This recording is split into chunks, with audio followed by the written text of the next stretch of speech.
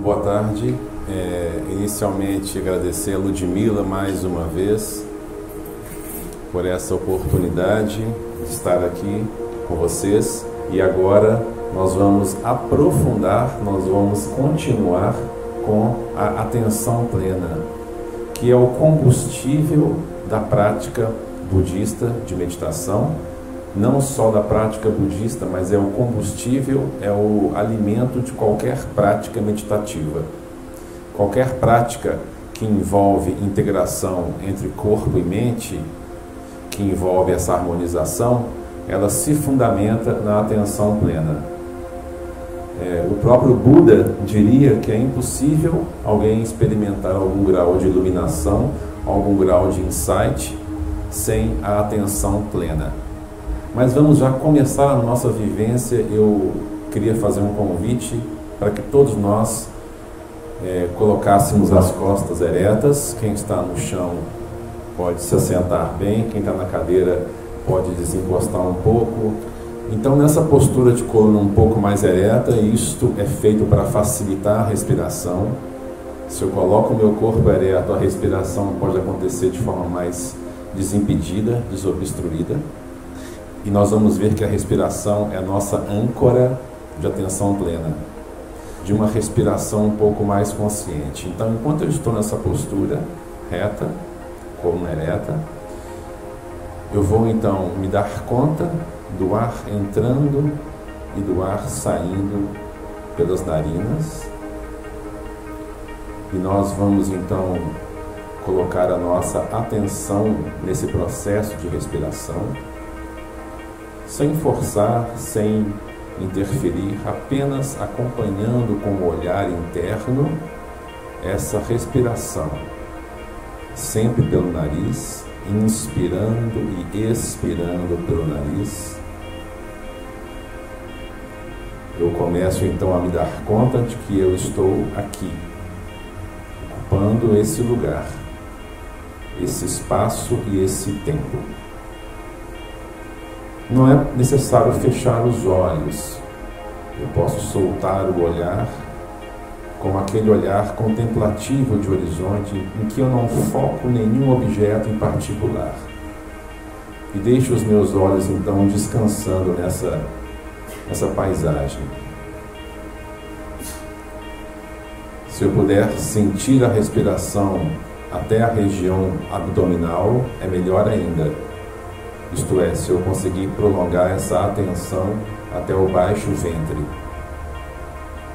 Isso promove um aquietamento mental, a minha energia mental que fica fervilhando, vai lentamente se acalmando quando eu foco a respiração a partir deste ponto do centro do abdômen, no baixo ventre.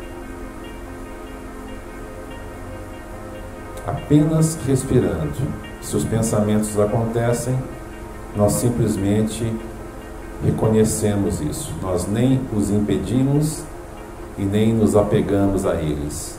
Nós voltamos a atenção para a postura e para a respiração. Então vamos praticar isso por 2 minutinhos.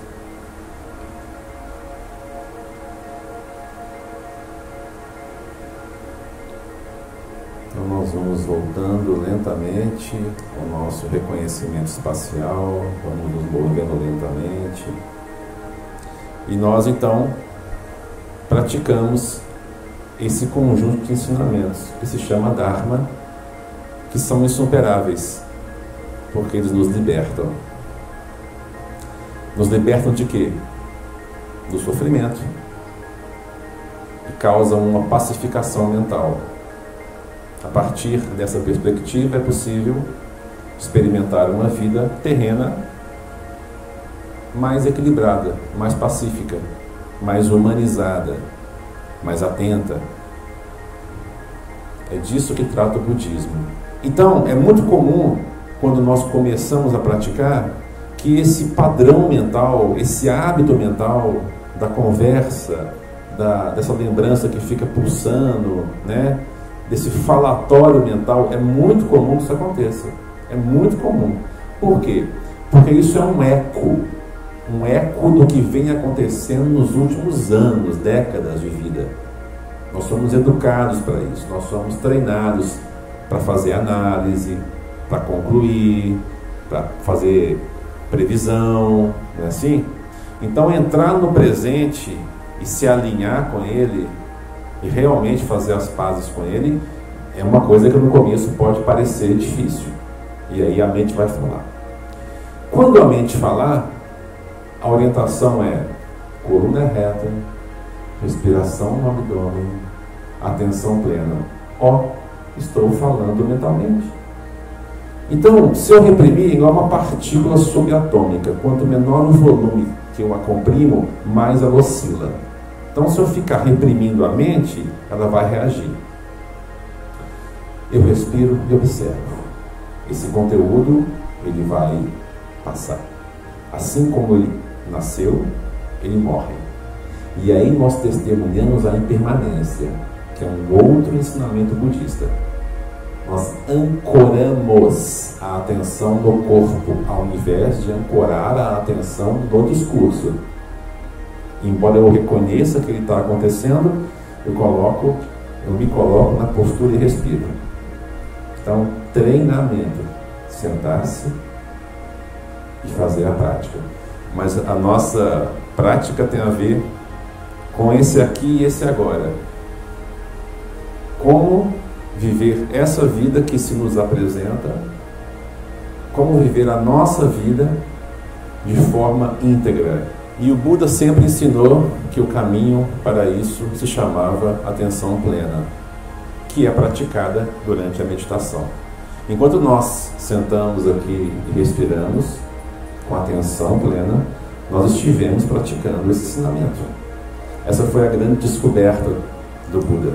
Esses discursos que o Buda dava naquela época, na Índia antiga, no norte da Índia, na língua, num dialeto que se chamava Pali, eles foram ouvidos pelos discípulos. E após a morte do Buda, 3 meses após, houve um concílio em que eles compilaram os discursos em folhas de palmeiras. E um desses discursos, que se chama Anapanasati Sutra, Sutra ou Sutta em Pali é discurso. Anapanasati significa atenção plena em todos os objetos a partir da respiração. Então, nesse discurso, o Buda ensinava como que poderia ser usada a respiração como um meio de libertação da mente, como um meio de emancipação. E nós vamos trazer esse discurso, esse texto, a uma luz prática. Nos interessa como eu posso desenvolver uma atenção plena no meu dia a dia, na minha realidade, de forma que essa atenção plena se transforme em uma habilidade prática, em uma ferramenta que me permita experimentar esse grau de libertação maior. E outra característica do budismo é que o convite à experiência é constante. Se você não experimenta por si mesmo, não vale. Não é para acreditar, é para experimentar. Aqui está um ensinamento de como utilizar a respiração para o desenvolvimento da atenção plena. A atenção plena, ela tem que ser desenvolvida com alguma âncora. Pedir para que uma pessoa fique atenta usando apenas a mente, através de um pedido mental, fique atento, é o mesmo que querer apagar fogo com fogo. Então o Buda, ele descobre que se você ancorar a sua atenção plena em 4 objetos, em 4 pontos, aí sim, aí você tem um caminho viável. E quais são esses 4 pontos? O corpo físico, as sensações que provêm desse corpo físico, isto é, audição, visão, olfato e assim por diante, a mente e os objetos mentais. Aqui cabe uma observação. O que é a mente e o que é objeto mental? Não é? Vamos inverter a lógica. Vamos pensar primeiro no objeto mental. Alguém te dá uma informação. A tarifa do ônibus vai aumentar. Isso é um objeto mental. É uma informação. Isso vai penetrar na sua psique, na sua mente, na sua estrutura psicofísica e vai provocar algum estado mental. Pode ser um estado mental de raiva, pode ser um estado mental de susto. A mente é o pano de fundo onde os objetos mentais aparecem e transitam. É como se a mente fosse a tela do cinema. E a projeção nessa tela teria os objetos mentais. Então, uma informação, uma emoção, tudo que transita na subjetividade, que tem início, meio e fim, é um objeto mental, que tem a forma, que tem o contorno.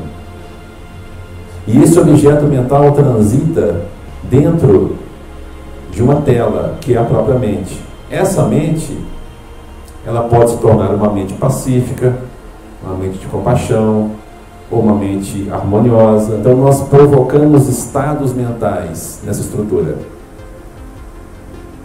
Então é assim, da mesma forma que as sensações estão para o corpo físico, os objetos mentais estão para a mente.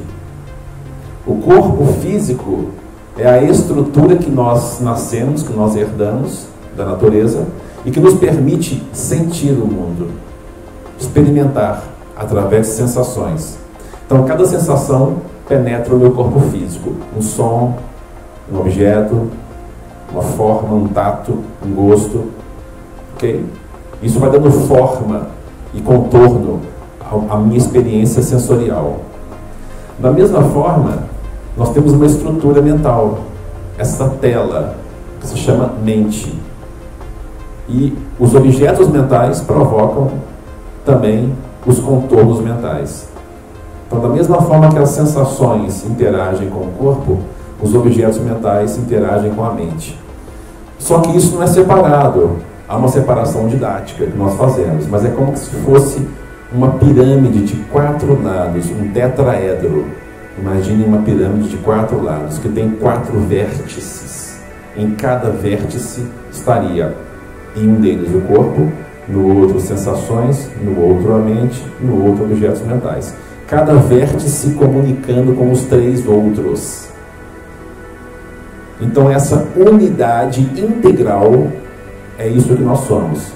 O corpo se comunicando com os objetos mentais, que por sua vez recebem influências das sensações, que por sua vez estão ligados à mente. Então cada ponto desse tetraedro está conectado aos outros 3. E nós somos essa unidade. Um grande ponto do ensinamento budista é que não há separação entre corpo e mente. Essa separação ela foi provocada pela ciência ocidental, pelo conhecimento cartesiano. Corpo de um lado, mente de outro. Mas de fato nós somos uma integralidade, físico e mental. É como se fosse os 2 lados de uma mesma moeda. A atenção plena tem que ser desenvolvida colocando-se o foco nos 4 fundamentos da atenção plena.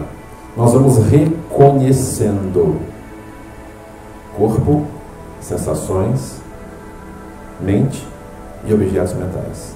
Naturalmente, esse fluxo de pensamentos desordenado, essa efervescência vai se acalmando. Esse é o princípio da atenção. Agora, se você colocar a sua atenção no corpo, nas sensações, nos objetos mentais que estão acontecendo e nos estados mentais que aparecem, essa é a atenção plena correta. De fato, depois de alguns anos de prática, é possível meditar dentro de um ônibus, no meio do trânsito.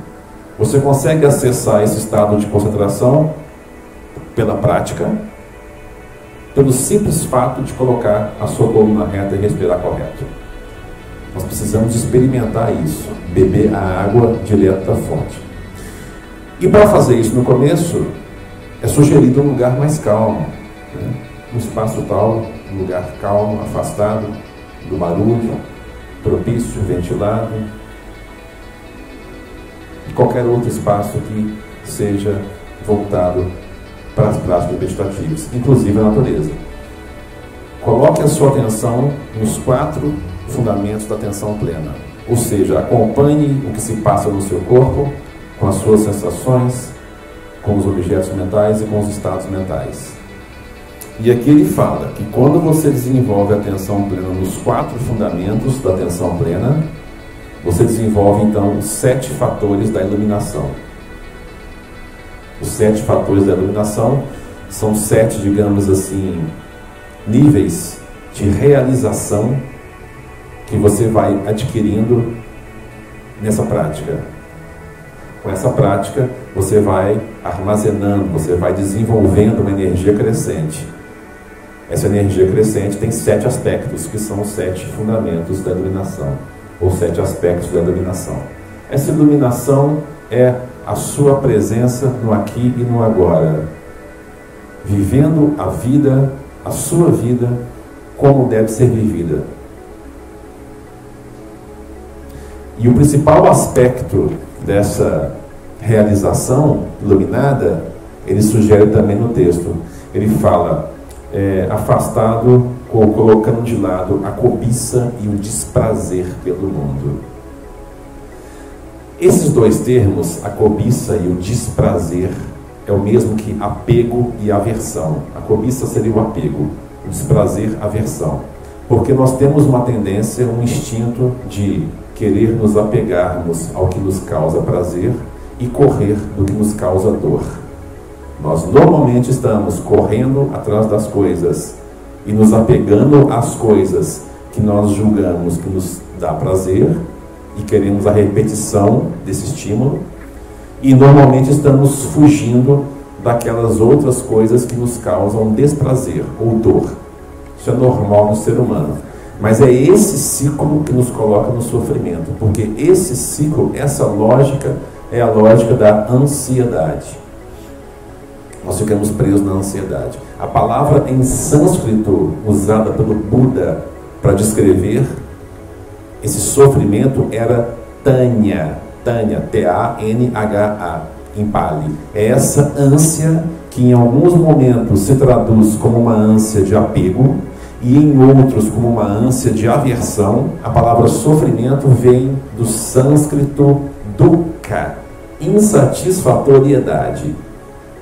Então, a nossa ânsia nos coloca no seio da insatisfatoriedade, sofrimento da insatisfatoriedade.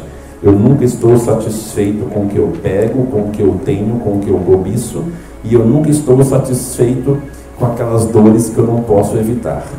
É esse o mecanismo que o Buda identificou, que coloca o ser humano preso no cativeiro do sofrimento. E é para esse sofrimento que ele dá uma possibilidade de libertação. A palavra nirvana que foi citada aqui, que também é sânscrito, nir é negação e vana é amarra, corrente. Então nirvana é sem amarras, ou seja, um estado liberto.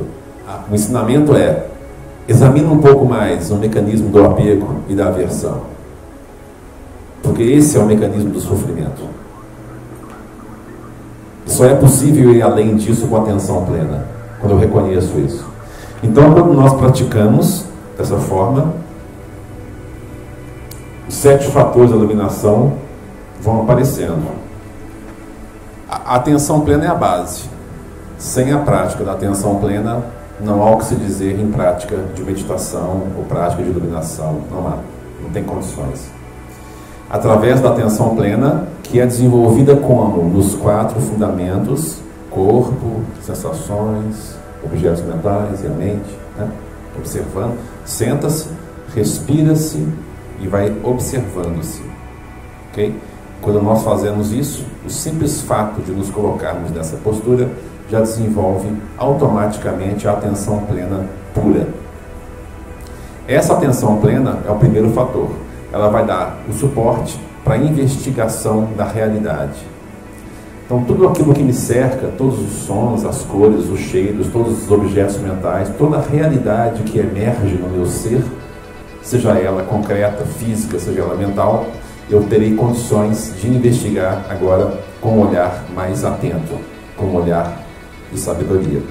Então essa investigação dos fenômenos é o momento em que nós nos damos conta da realidade tal qual ela é, e não tal qual nós gostaríamos que fosse. É a descontaminação da nossa própria vontade, digamos assim. Fazendo isso, o fator da energia vai sendo fortificado. Nós vamos fortificando essa energia psicofísica. Por quê? Porque há um alinhamento, há uma harmonia estrutural entre corpo e mente. E isso promove um desenvolvimento da energia. Em japonês ela se chama Joniki, que é uma energia do samurai, aquela energia que você vê que a pessoa tem, aquela coisa de presença. Com essa energia há uma elevação espiritual. Claro, se você tem atenção plena, investiga os fenômenos, está vendo claramente e desenvolve a sua energia, você está elevado do mundano. Quando eu falo mundano, é o sono mundano. São as coisas que nos jogam de um lado para o outro, não é? Então você está naturalmente elevado. Não é uma elevação arrogante, não é uma elevação egoísta, não é uma elevação do ego, não é isso. É uma elevação no sentido de que você elevou a sua mente, o seu corpo, dessa coisa mundana. Você está no mundo, nós estamos no mundo. E ao mesmo tempo, nós estamos em contato com o superior. Isso traz a tranquilidade. Então veja que a tranquilidade, que é tão almejada hoje em dia, né? Ela é fruto de um treinamento. Alguém pode falar, eu vou comprar um sítio, quero tranquilidade, vou comprar uma fazenda, né? Vou para a praia, eu vou para um mosteiro zen. Quantas pessoas que eu já vi falando assim, eu quero ir para um mosteiro zen porque eu busco tranquilidade. Aí leva todos os problemas com ela, chega lá e repete tudo. Então essa tranquilidade, ela é fruto de um treinamento. Aí vem a concentração. Então a concentração, ela vem depois da tranquilidade, como consequência. Claro, eu só posso me concentrar se eu estou tranquilo. E finalmente a equanimidade. A equanimidade é aquele estado interior que justamente nós não caímos mais nessa coisa dualista entre apego e aversão, né? A equanimidade é aquela postura, eu atravesso qualquer situação equânime. Tem um problema? Vamos resolver. Não tem um problema? Ok, não vamos criar outro. Então a equanimidade é aquela característica, é aquele atributo que nasce desse balanceamento entre mente e corpo.